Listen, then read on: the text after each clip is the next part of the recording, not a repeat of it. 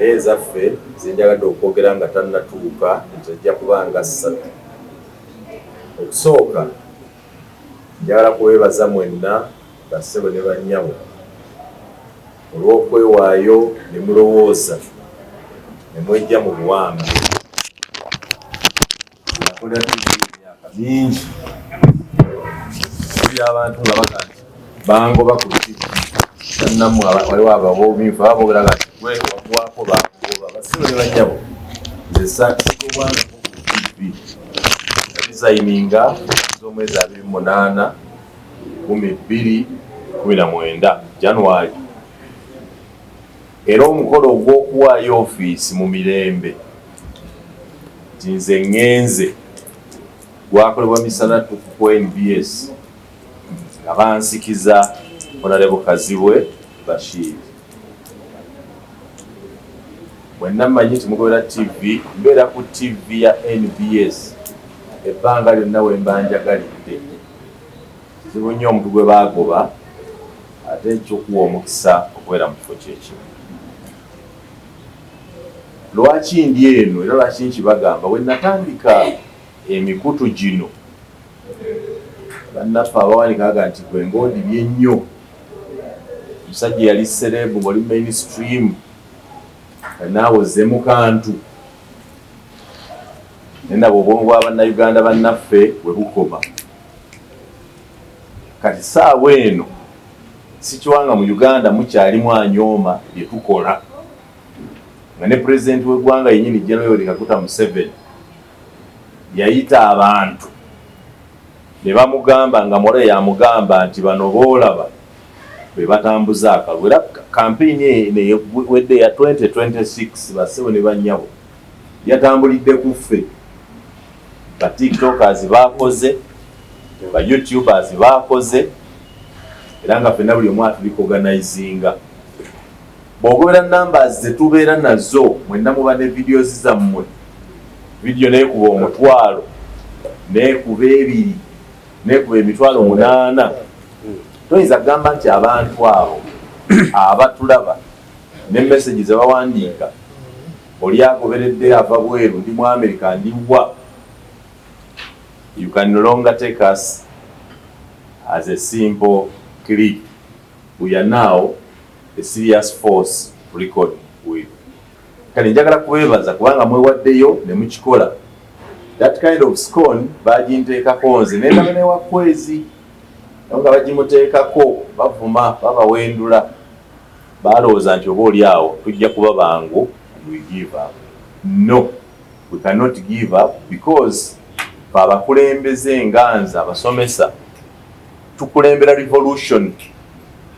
Bwe nakubirizanga barometer extra eya NBS abajoogeranko be babigirwa Babuchana n'abalala abantu babayitanga kiri kiprogrammu ky'abantu bo baliba. They thought it was a cheap thing.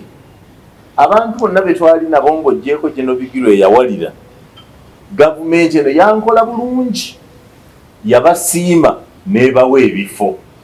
Kuba bwe twakolanga abantu abayonja ab'amasuuti batya okujja okwogera NRM gavumenti yaabwe.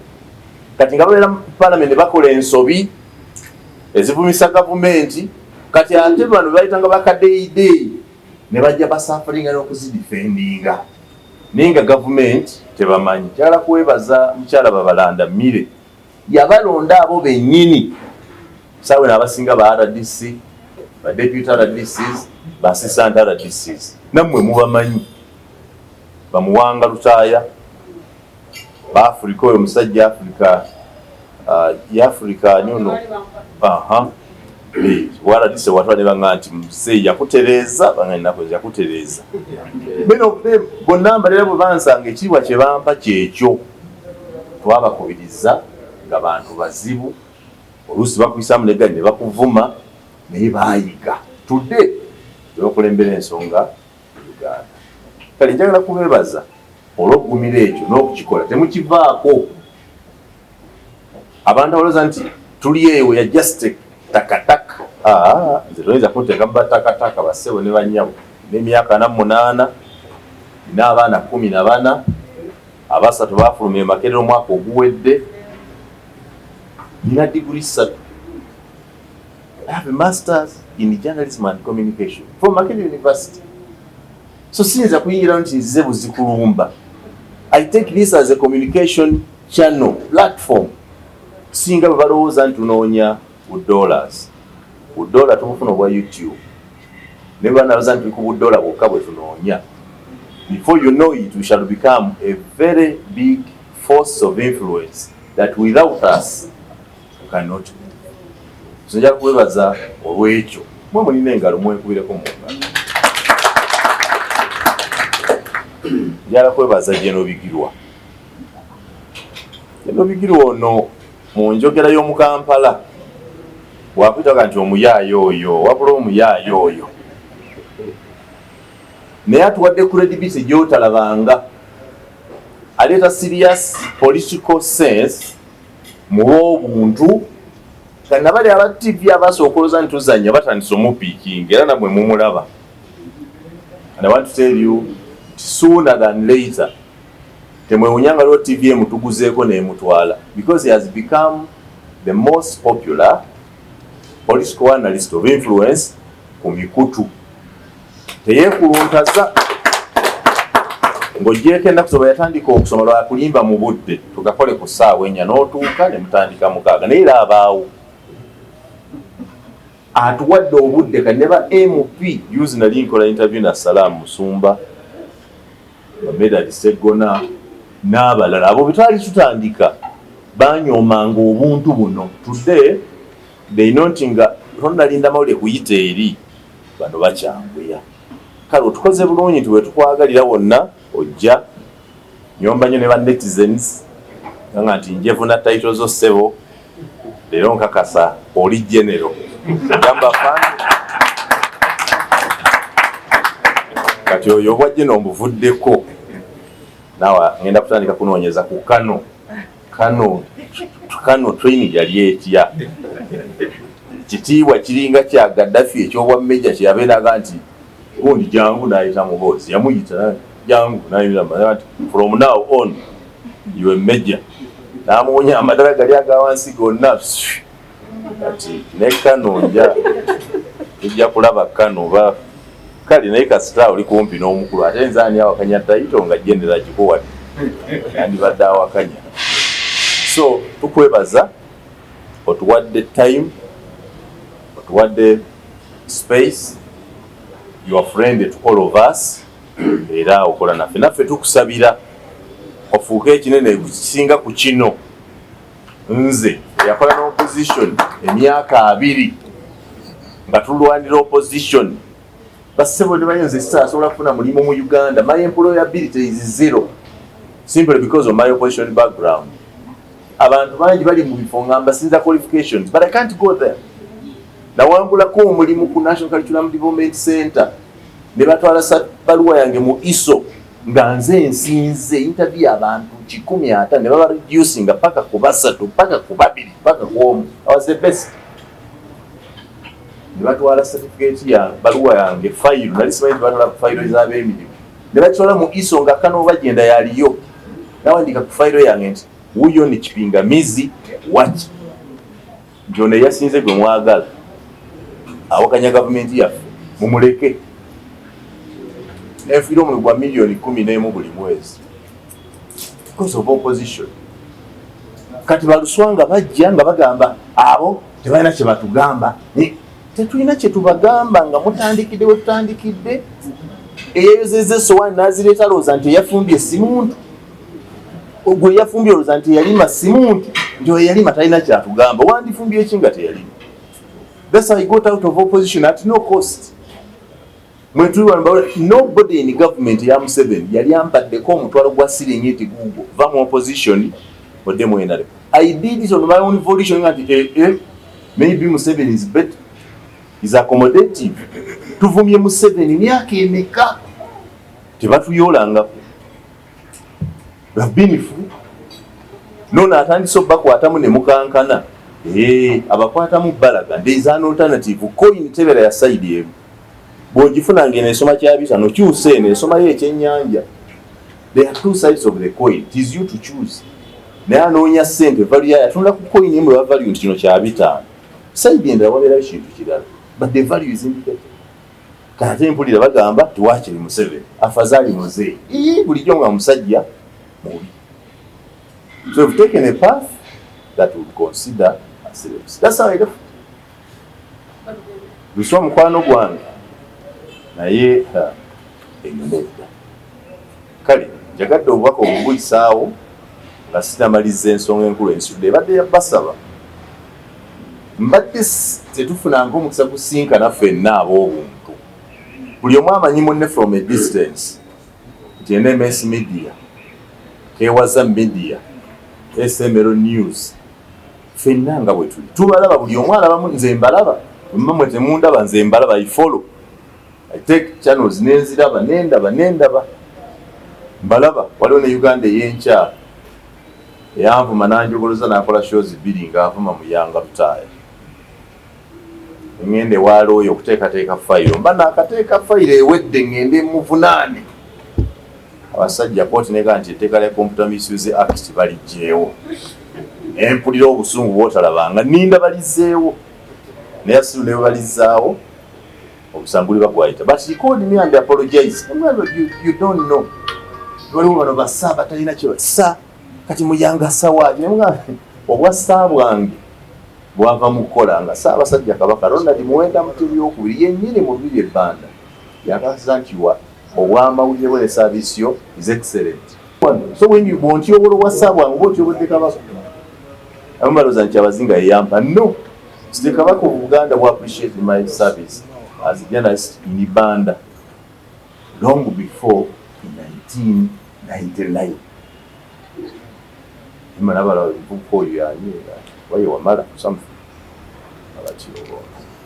So bali jala kubasaba wada nenda mugana ngike kweza komewo nga tufudde ku pate ya bigirwe olwaleero tusobola okubeera mu nkono olukiiko lwaffe tusisinkane muuko tuogere muuko tubeere force yawamu tubeere kyetwekolamu naffe tubeere byetulumba collectively byetulumba sisende wala yanti kati oyagala twala wa Museveni nedda nga tetunagenda wa Museveni bwe bayoola mu Yanga Lutaaya kwezi kimukwatako ayinza okuleka recordinga kanasooka ajja tulabenga twerwanako kubanga olumba olumya aba opposition kati bemulaba bano kwe kulema okuinvestingamu eyo area mbuuza Lukwago yafuna olw'emitwalo 4 abaatya mu mbeera mwali nga tewali bantu mu Kampala wera 10 bateekawo mbeera emujjayo.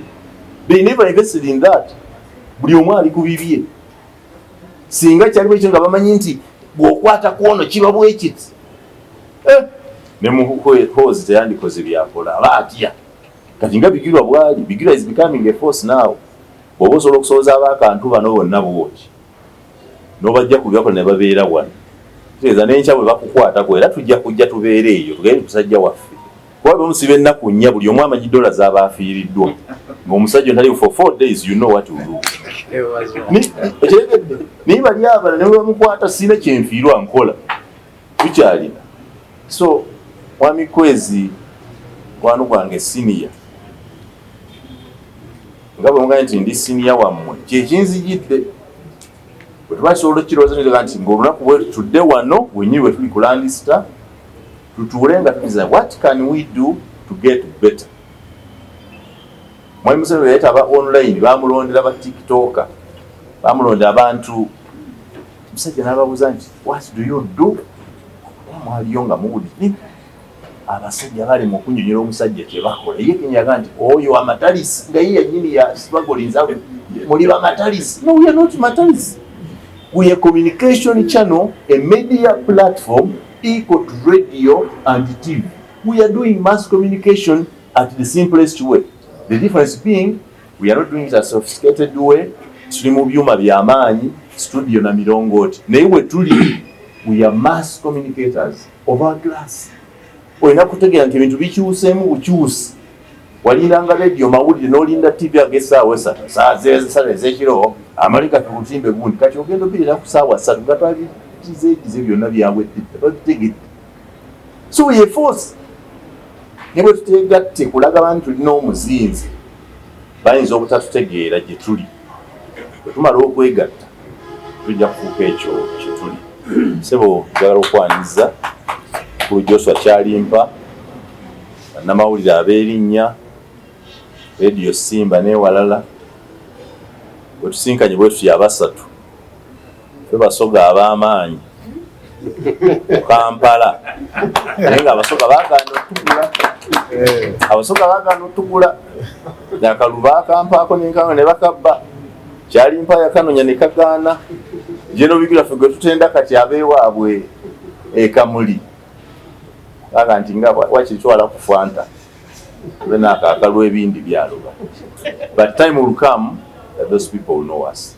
So kyekiteeso kyange Mwami Luswa, bwe tuba kisobola okigula tukaanye tujje twekulemberemu twongere okwegattamu. Abalowooza nti tuli cheapers, strugglers, hustlers, musajja wa diguli 3 ndi ku kantu ng'okanyoma. Kwezi ali mu kantu kano senior journalist ngoga nti kakola. Kati n'abaana ava ku university buli yava yaga nti nga sinnanoonya mulimu ogufuna kasita nfunayo ku simu iPhone nja kutandika. And we welcome them. Bajje tubeewo tukole buli omu ssente ze weeziri z'okola tewusizaamu nno. So ssebo ensonga yange. Buli bw'anaabazze Honorable Minister obubaka bwe nabwo mbulina, naye ku lwammwe bwe njagadde okwogera nammwe mbagumya tugende maaso. Push tulina kweterezaamu regulation omuntu UCC bwekola nabadde mwogera nti muhoza atukute alwanyisa eddembe ly'obuntu, press freedom. Freedom of speech is guaranteed in the UN Declaration of Human Rights. Freedom of speech is guaranteed in Uganda's 1995 Constitution. Freedom of speech is guaranteed in the African Charter for People and Human Rights. But freedom after speech has little guarantees. Yogera. Fuluma yogera. Wabula ebiva mu by'oyogedde oluvannyuma ng'oyogedde ebyo tebiriiko control. Naye wano freedom talk, speak, but the freedom after you have spoken yeetaaga naawe kennyini ayogera ebyowozeeko. For God and my hand. Thank you so much, our senior Sir Simon Muyanga, retire. Let's give a round of applause to our senior Sir Simon Muyanga, retire. Engalo ez'amaanyi, ladies and gentlemen, obubaka bwe abadde round and clear. Ndowooza mubutegedde. Senior waffe Kwezi Robinson ensonga ogitegedde agiyisizaawo. Agambye tuleme kwenyooma ate n'abantu eyo abatulaba wa diguli 3. Kwezi Robinson diguli ye naye agirina emu ali mu kantu asunsula. Ate twogera n'abantu bayitirivu nnyo. Sir Simon Muyanga agambye we communicate to the masses. Tucommunicating an audience ki nene nnyo nyini ddala. So omulimu guno tuleme gutwala for granted. Mu kaseera kano muzikirize bassebo ne bannyabo mpite mukadde waffe Kwezi Robinson naawe ojje obeeko obubaka bwa ddakiika 3 then ate omugenyi omukulu bw'anajja ninga physically sikulabangako ninga nkulaba ninga sitegera nti yegwe mama bukyana mukulu Matovu Council waffe abavudde Busoga kansala waffe wa SMP mukyala Aida bannamawulire bannange mwenna bannayimba lamusizza nnyo Haji waffe owa Haji kati oyo ye vice president wa SMP Eastern Region naye seba akantu yakayingira mu ngeri ya kimpowooze era akagaba Haji tagabye kantu aleruka lasita waffe naye waali nnyo abakulu mwenna mbalamusizza mu linnya lya Mukama waffe Yesu Kristo. Nze kye nsinga okwebaza be bantu baffe okwekolamu omulimu era neewunyiza nnyo aba UBC basindisa omuntu mwebale nnyo aba UBC mu batwebalize kubanga ffe tubeera nga tuli eyo nga tukola ogenda n'osanga owa TV mainstream muveewo tukole naye munnange bagenda okutuuka okuweereza amawulire ekawungeezi nga tewakyayagala naggalaba nga twagajunguludde dda twagafulumizza dda naye nga mu musango wali ku siini beefuula ab'ekitalo. So aba UBC mwebale kujja, mwebale nnyo, mwebale kulicognizinga. Era nga mu Uganda wange Muyanga Lutaaya bwayogedde, bannange digital media ewambye ekintu. Nze eka nina TV, nina DSTV, naye nkulayirira biggwako bangamba bugambye nti byaweddeko naye nga sibirabye nako. Tetulina budde ne budde wakati TV ebeerako naye ng'oli ku ssimu. Gundi aweereza kaki. Bukya n'ayogedde kaliwa. Muhoozi atuyitiinze eki bye tubeerako. Kaakati mutegeere nti no tuli b'amaanyi nnyo. Ne Pulezidenti Museveni bw'abeera mu mmotoka ye naye abeera ku kantu. Abeera scrolling mpola bw'aseka okamumalako stress. Akantu kafuusa akantu. Kale nno tetuyinza kuteebaza Katonda olw'okuba nti twatandika mpola mpola kaakati tufuusa abantu ab'ensonga. Osanga zi mainstream nga ziremeddwa n'okulondayo omuntu asinze okuweereza obulungi mu byobufuzi nga ffe kye tukola wano mu digital media. Ffe tuli bansi yonna, ow'omu America, ow'omu South Korea, ow'aluddawa akugamba nti kweze leero kye munkoze kiyitirivu weereza akanamba awo nteekeko akantu mbadde ngenda kufa stress mu nnyumba naye stress muginzigyeko nejjeno bigirwa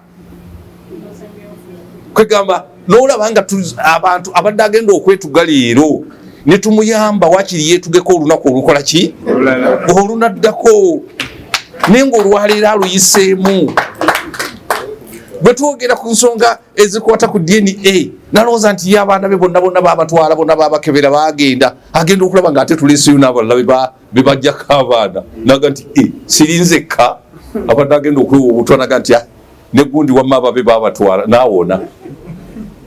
Bwe bamutwala mu basement ne bamukuba emiggo n'akomawo naga nti nze nfudde agenda okulaba nti Jeno Bigirwa nti nze nali mmimbira wali ejjovu ng'ate omulala bamukubira wali.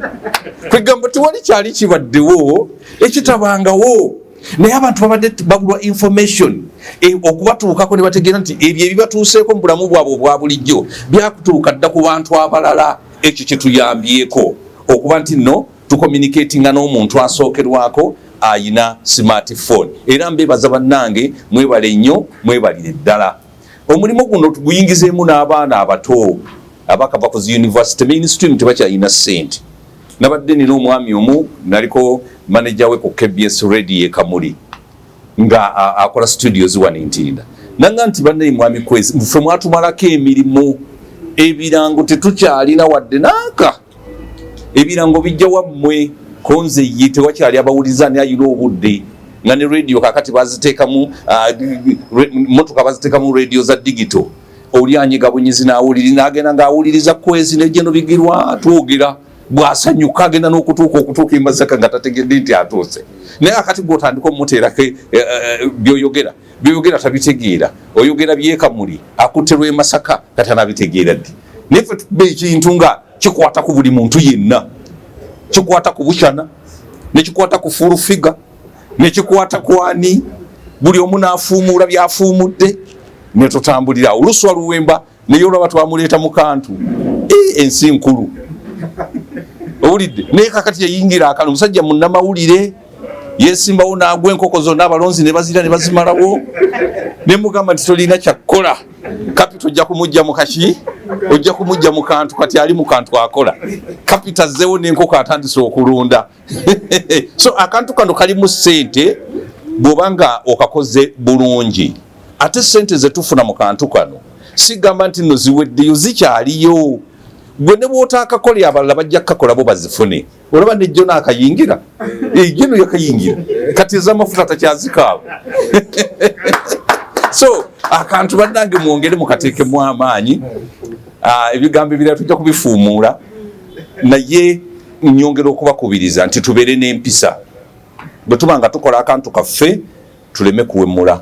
Waliwo omuntu omu abakulira DSTV ava kumpeereza wano message naga nti gwe ne Jeno Bigirwa ngamba laba musembererwa okuyingira basement konza ate lwaki mbwe omusajja mumusembeza ndaba nga abasemberedde ne mugante tunaba kusemberera bo tawuliza bye twogera naye gwe genda obyekenneenyi ojja kulaba nga basement tugiri wala nnyo era nga tebasobola natukwatako kugigendamu kubanga ate naffe tubayambako okugamba abantu obuteekalakaasa baleme kubeera bangi mu basement ekiriwo okulyowa abantu myoyo baleme kugwa mu bizibu n'okubalaga ebizibu ffe bye tuzze tugwamu n'abalabi bazze bagwamu kakati bo babyewale atabyewala yajja okugenda mu basement naye anaawuliriza ffe bye twogera tusobola kugenda mu basement Jeno Bigirwa yagenda mu kkooti n'asaba erinnya lya President Museveni era bwe yalisaba ne bamusindikira Kiryowa Kiwanuka omusango Jeno Bigirwa ne gumumegga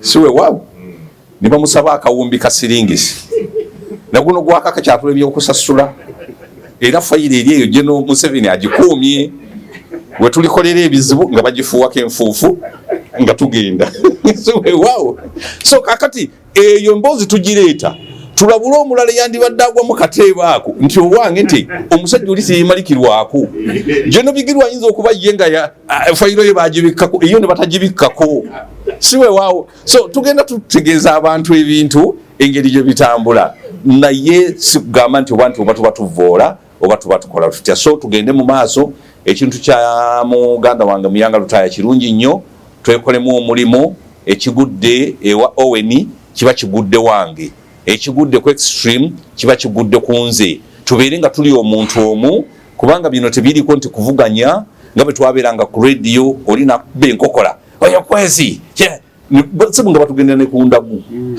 nakulogaalogalo mbwe omumiro gulwale mbuleme kujja nze nina station gye nabeerako nga bwolirwa Sunday ngenkeera mande ngamba bubi ngambeera bubi omutende gunnuma musujjane gunnuma nga saagala kugenda kukola ko madamu nti naye kiki koze simanyi bali wankwatamu neme kugenda kukola so naye wano ku kantu tewali maanyi go ge gakola ki ge gakusalako so twegatte tubeere eddoboozi limu era nga Muyanga Lutaaya wayogedde abagende ekisozi baali ba TikTok mu abawula bwe bakaaba eyo enkaaba si ya kiprofession ffe tetusobola kukaaba bwetu tebannayi oli najja n'alajja n'ebyewaka byonna nebyeyalekayo ne sengaawo atakyayambala lugoye asiiba mu mbugo byonna ne babibuulira pulezidenti nedda wabula maama nammeere bw'abanga atuuse newankubadde mugenyi omukulu abaana bano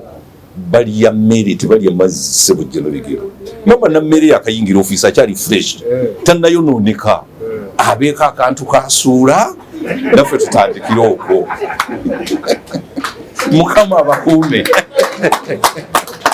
olinaku kugenda ebyo ebigambo bya mukadde waffe Kwezi Robinsoni oyo ye bw'atyo buli kaseera olugendo luwanvu naye jjajja ebyo byazakola mu myaka 40 olwayo batabani ba Amini bali mu internal security mbabbirako era ekyaletera mutabani w'Obote okuddamu okubeegattako kubanga mukyala we teyafunye bwa minisita naye bulijjo awagira Jeno Museveni ate Museveni abaziga bw'ati muzibu ajja kunzika ng'era abakoze eki nolwekyo Bigirwa ffe tuze kumujjagulizaako enkula eyagigwanidde saagala abantu banyiige namwe mukole nnyo mufaanane Mr. Bigirwa Bigirwa we wali kutugabula wagala kwebaza abalandisita bane tukubire mu ngalo woteeri eyo watugala mukolo tekujja okweraga olwata mwena abali eyo abalina emikolo mweyune hoteeri eno teyina mutawaana tugenda kubeera wano tujagulizeeko muganda waffe paka ku makya mwami Bukyana Ssebo nja kubba enkya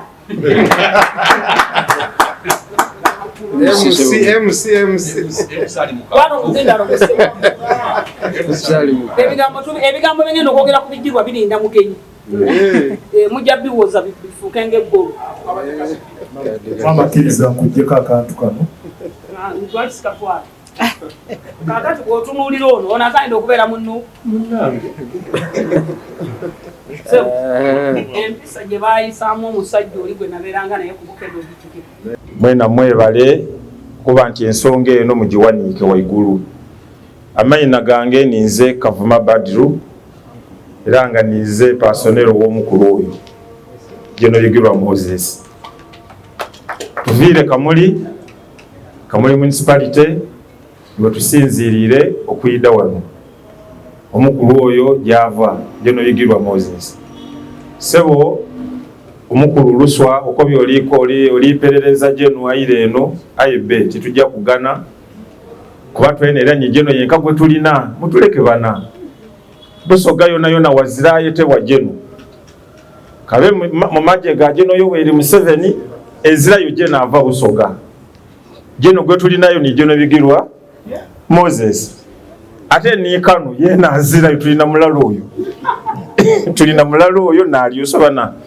imwe mwenda atukiza kala kaniri yakali mu Bible limbu alina ayo simanya alina onakola ki gwe bongera ko alina akatono batola ku bayongera ku lebeba na mukatulekere nako twena na katala kaifiko tukoze eki ketulingirire ntambwire niba nange baida kweyongera kubona mulala nga batumaliriza basebo ne banyabo zendi die ensonga ndala nti munsi muno waziratuuka ku buwanguzi okutola ngalimu ebintu nga 2 oba 3 ebintu nga 2 oba 3 kintu ekisooka empisa kintu kikulwino sebo Jeno webale kuba nampisa webale kuba musaada muwulize ekere neno mubaino tubona ifere kamuli tuli amabanda ku lw'omukulu oyo tuli yabuli tutyanga butyange titwefirayo omukulu ensonga edakola ki aidadi kola kwa inga lwalina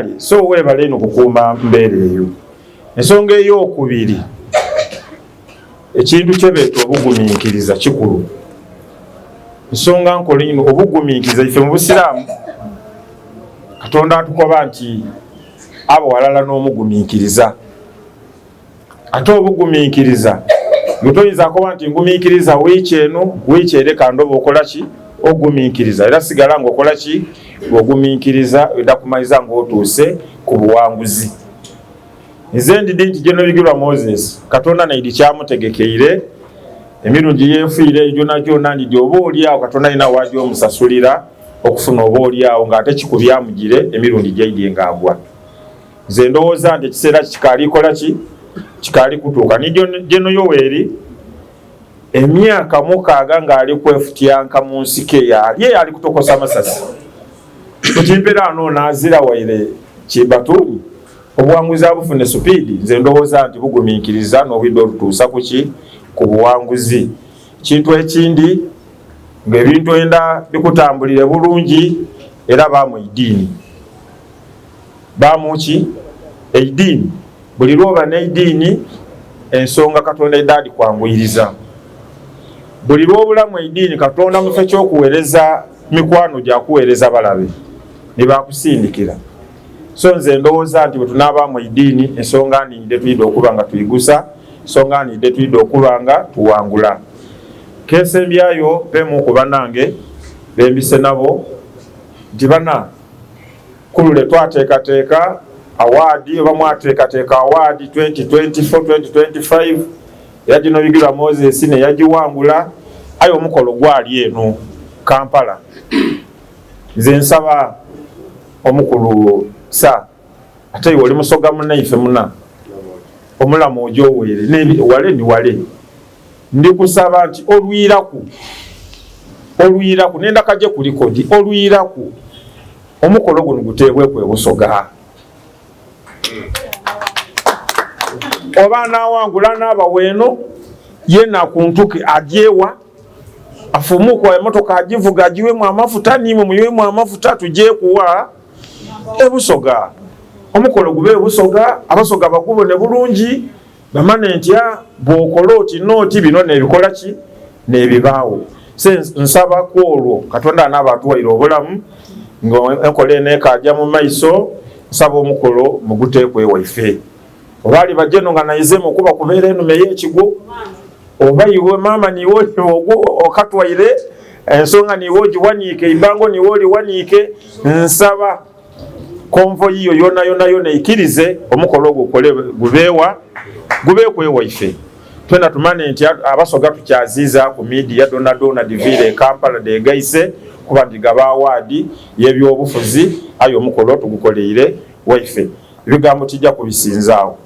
Saabusabe Katonda Ssebo Jeno Bigirwa Moses Katonda ayongera okuwa oba oliawo kuba buliwo bita Jeno Bigirwa yafuka buli mukutu gw'ogyako bana abasoga tituli ba muzaanu waire omukolo guli waimwe ono musoga ono tituli ba muzaanu mu nsonga tuyidde okudisuusula. Nze ndi mwalimu mukulu oyo yankoba ati be nimwe abawalimu ebiri era ebimiti ebirungi yaningiza ebyobufuzi omwami oyo yakatidde ensonga tutukole ki tuligemagana eroboozi yo wena ndisobola okuwulirwa ku lw'abaino.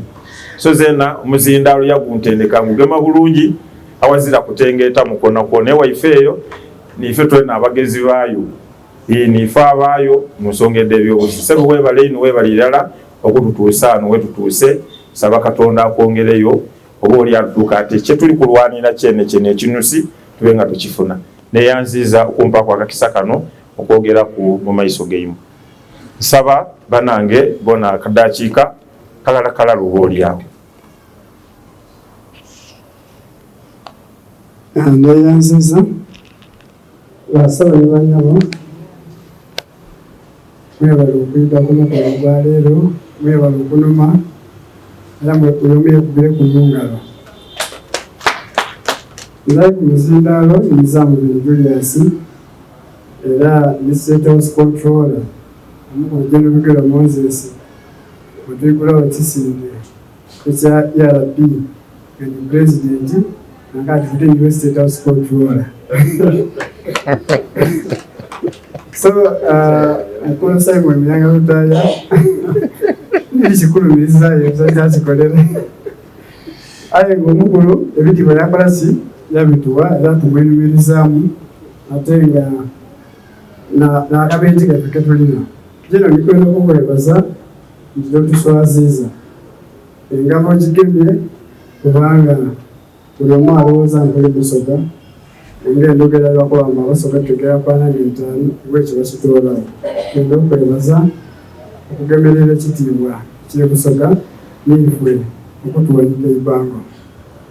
Ng'amaliriza nva ku muzindaalo guno era eyakoba nti empologoma 1990 edikulembera embwa endala edandona dibambwa aye embwa dona 1990 dakulemerwa empologoma endala dona dibampologoma. Ife twali mbwa edikulemberibwa empologoma aye dona tubafuuka empologoma. Jenirina okukwebaza nti owazireeyo ebisoga eyo naddala ekamuli ife otubaayo nga tugangaza. Ebale ino mbeereza omukolo omulungi.